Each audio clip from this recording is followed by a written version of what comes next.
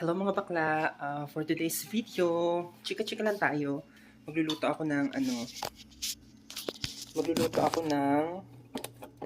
aking dinner.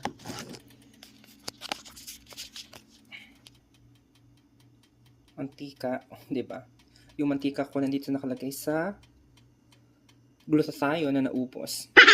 Magluluto ako ng tofu, piprito ako ng tofu.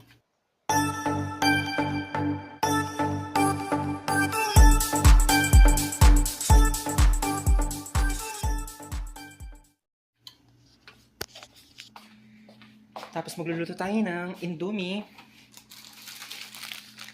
na parang pancit canton. Pero lalagyan ko siya ng gulay para mas marami.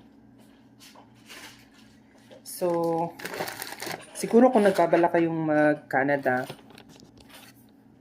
na-update na kayo kung ano yung mga eksena talaga dito, lalo na sa mga pabago-bagong mga rules ng government dito.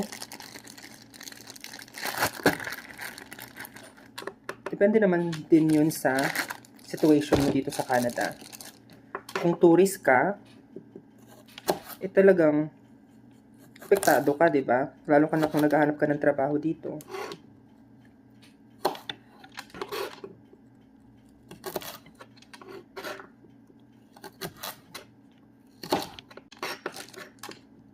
Hindi na talaga siya madali. Pero yun nga, dapat tuloy pa din ang laban. Diba? Walang susuko. Ganun lang yun. Though alam ko naman na magkaiba ang Iraq sa Canada in so many ways. Pero kahit pa paano, abroad pa din yun.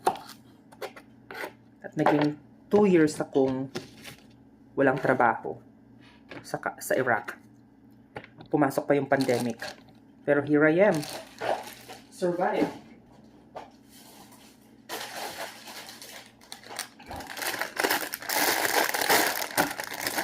Lalagyan din ako ng spinach. Spinach? Sure. Lalagyan din ako ng spinach.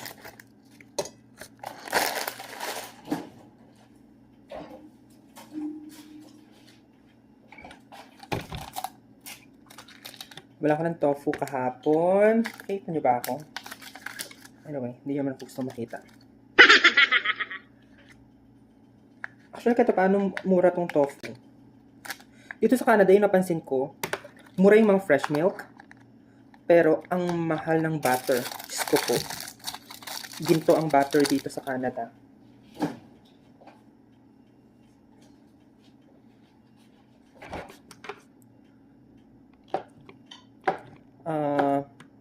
Napansin ko pang mahal. Mura yung bigas, parang may 50 pesos per kilo. Ang mahal ng manok. Ang mahal ng karne ng baboy at ng baka. Kinukumpara ko to dun sa sa Kurdistan, Iraq kung saan ako nanggaling. Salangan natin to.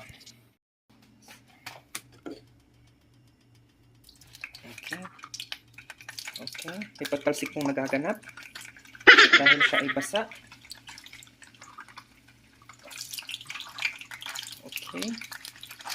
Okay.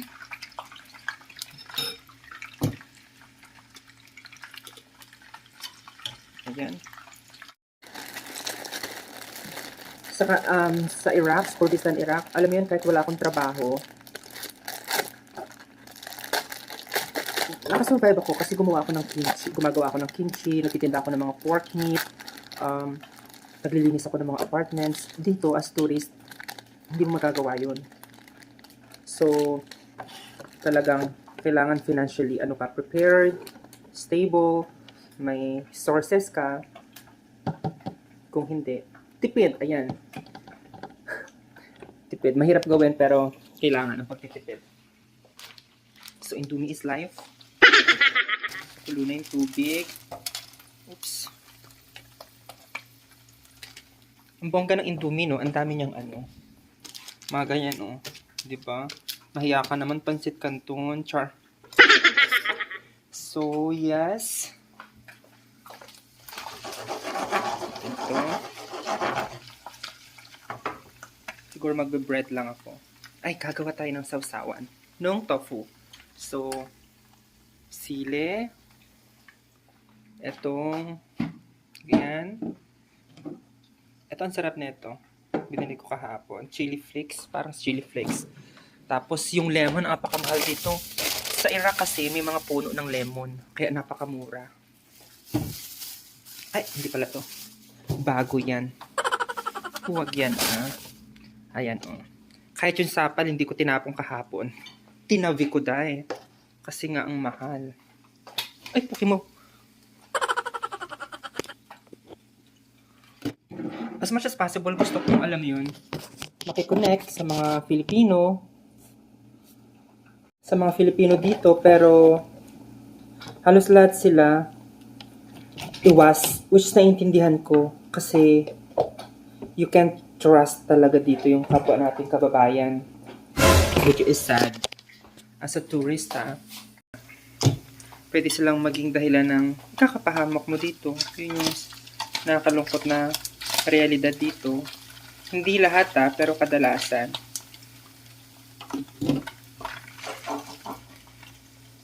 Kahit siguro saan parte ka ng Canada pumunta, tapos bago ka, tapos yung mga mabubuting tao makakasalamuha mo, mag-a-advise sila na, uy, mag-ingat ka ha, sa mga Pilipino, blah blah blah.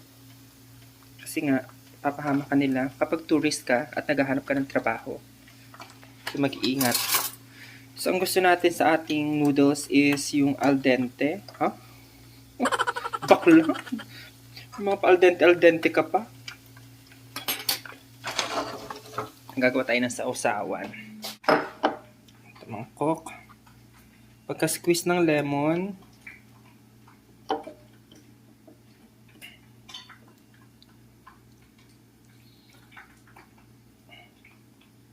marami dito dito kung nasaan ako sa Fort McMurray, Diyos ko, may 1 taon na. Tourist. Wala pa ring work. Diba? Siyempre, may iba naman na 5 months na, 6 months na. Tapos bago lang din. Diba nakakatakot? Natin siya ng chili flakes. Ang sarap nito. Templado na siya, taka ang bango. Garlic flake para something. Lagyan pa natin ng hot sauce. Hindi naman ito masyadong maanghang. Mas maanghang pa rin yung Tabasco. Tapos, Maggi Savo. Para siyang sausawa ng siomai ang eksena. Squeeze natin yung lemon. Ang sarap nito. Tapos check natin yung ating okay na tong noodles. Gusto ko medyo crispy yung ating tofu.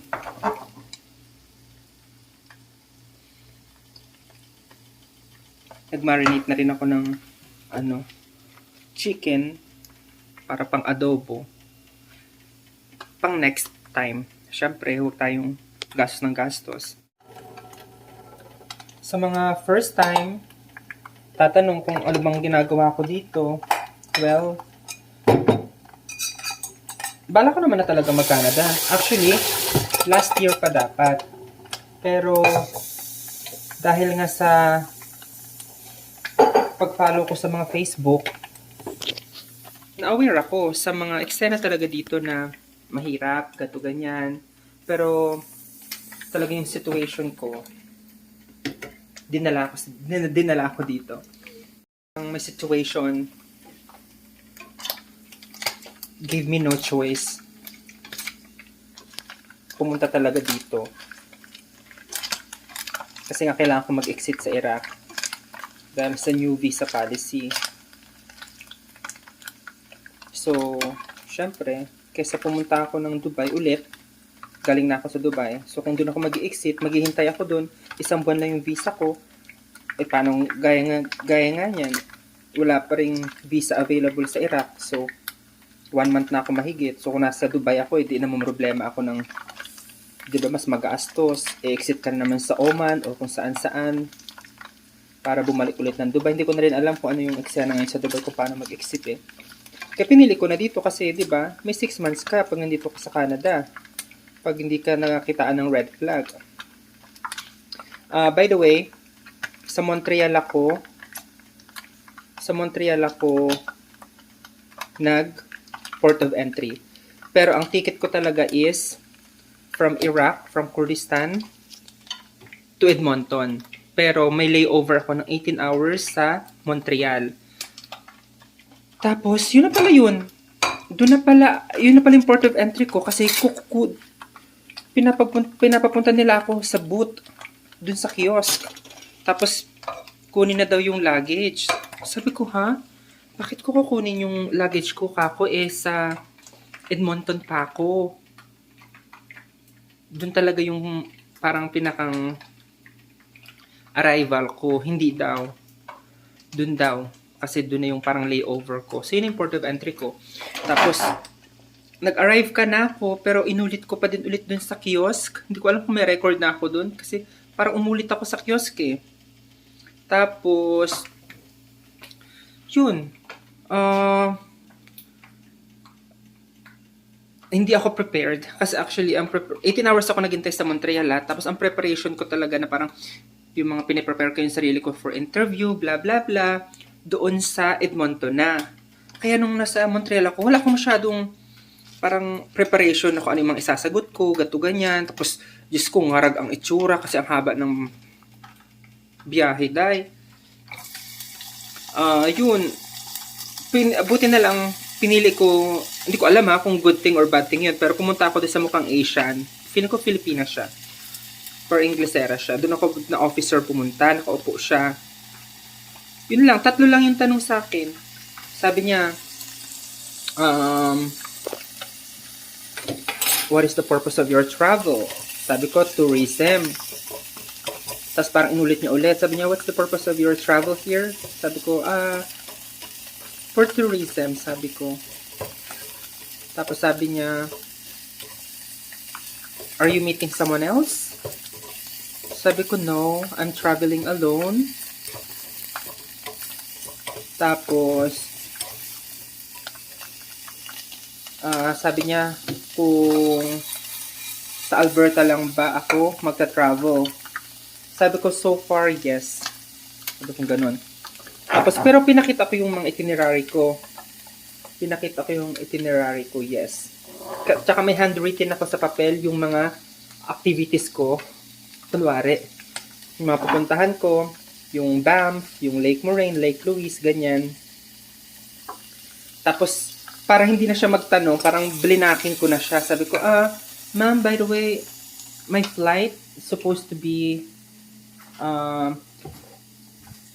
I will arrive in Edmonton. So, I thought na makukuha ko yung aking luggage sa Edmonton Airport na. Sabi niya, no, you have to pick it up here. The gate is over there, blah, blah, blah. Parang pinalis niya na ako. Parang, okay, sige. Execute na si bakla. Execute or exit? So, nag-exit na ako. Tapos, hindi ko pa rin alam. Hindi ko pa rin yun parang naisip na yun na yun. Not at all. Hindi pa rin talaga. Ayan. Sorry, hindi nyo. Inano ko lang siya. Sinutay ko lang yung carrots. Tapos, susunod natin tong cabbage.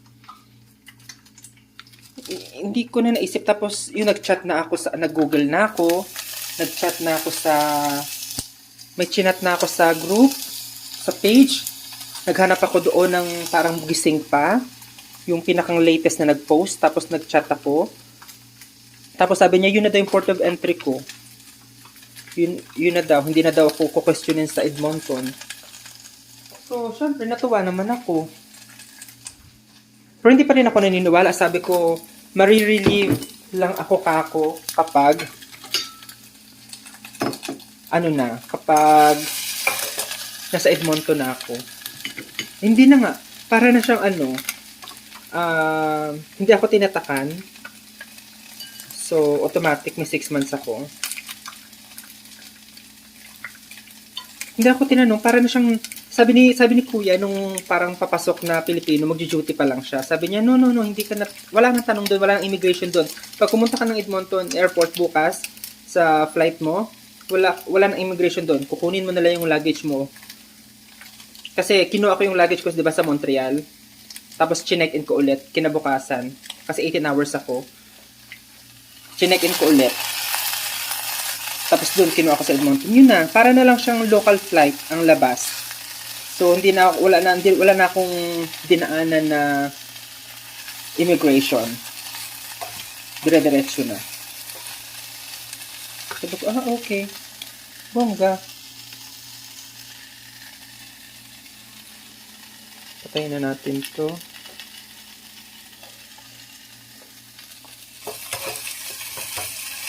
Pero mas okay yun guys, sana na-stress mo na yung sarili mo kung ano yung magiging eksena. Kasi alam mo, kompleto ako. Ang dami kong dala, halos lahat. Kasi gayaan ako. Ini-stress ko na yung sarili ko para pag dumating na yung actual na moment, may chance na hindi mangyari. Kung mangyari man, ready ka, di ba? Win-win situation. Stress now, relieve later, ganun. Kinakatakot ko nga kung hingin yung ikama ko kasi yung umalis ako ng Iraq May 15, expired ang ikama ko May 17, kaya ang return ticket ko is Philippines, pero dami ticket lang yun.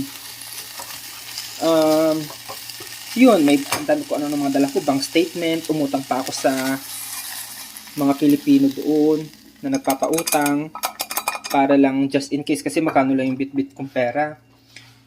Just in case lang, kasi nung nag-travel ako sa Germany last March, tinanong talaga ng officer kung magkano yung pera ko. How much money do you have? Tapos pinakita ko yung wallet ko. Buti na lang, mga small currencies yung euro na pinapalitan ko. Hindi naman yung inactual na bilang. Nasa Frankfurt. Kakala ko sa Canada, tatanong din. Hindi naman. Hindi na inano. Pero advantage din siguro yun na may tatak ako ng Schengen visa kasi nakita niya din eh.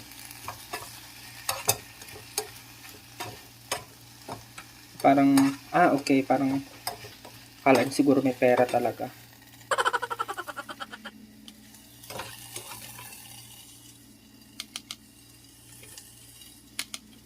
So, yun lang. Ang masasabi ko lang, kung Canada is for you, it's for you, no matter what. Diba? Dapat handa ka lang. Huwag mag-rush, okay guys? Ito lang ha, huwag mag-rush. Okay? Kung may marami pa kayong time, go. Palipasin. Pero kung ready na kayo, go pa din. Again, kung sa inyo ang Canada, para sa inyo. Ayan. Lutuin ko naman yung Indomie. So, ngayon, ito tayo ng Indomie. Ito tayong al dente. Dos. Indomie. Tapos ito tayo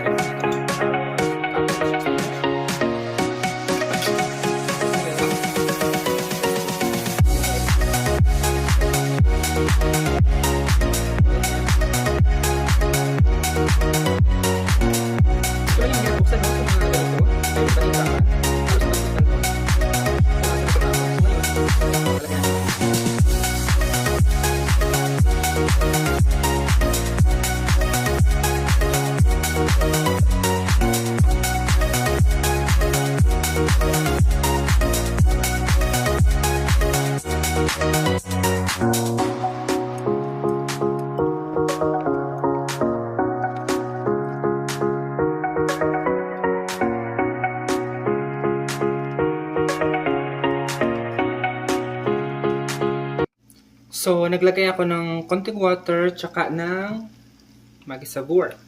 Yan natin yung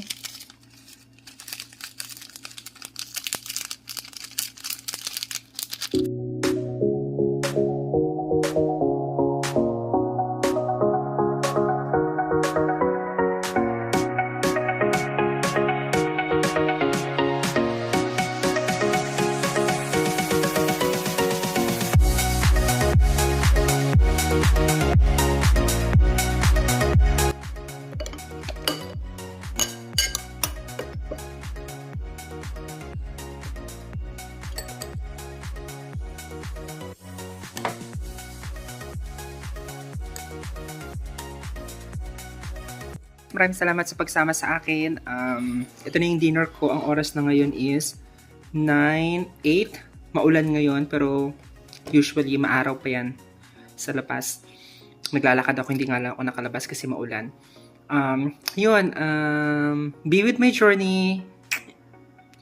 Huwag tayong pa-stress, go lang, and please don't forget to like and subscribe and ring that bell so you will be notified kapag nag-upload ulit ako. Marami akong i-upload, and you can check also my travel to Europe. Kung may balak kayo mag-Europe, i-check nyo yun. Pumunta ako sa 5 bansa sa Europe, so baka isa doon is mapuntahan nyo, at least ma-heads up kayo kung ano yung mga expect nyo puntahan. Thank you for watching. Bye. God bless.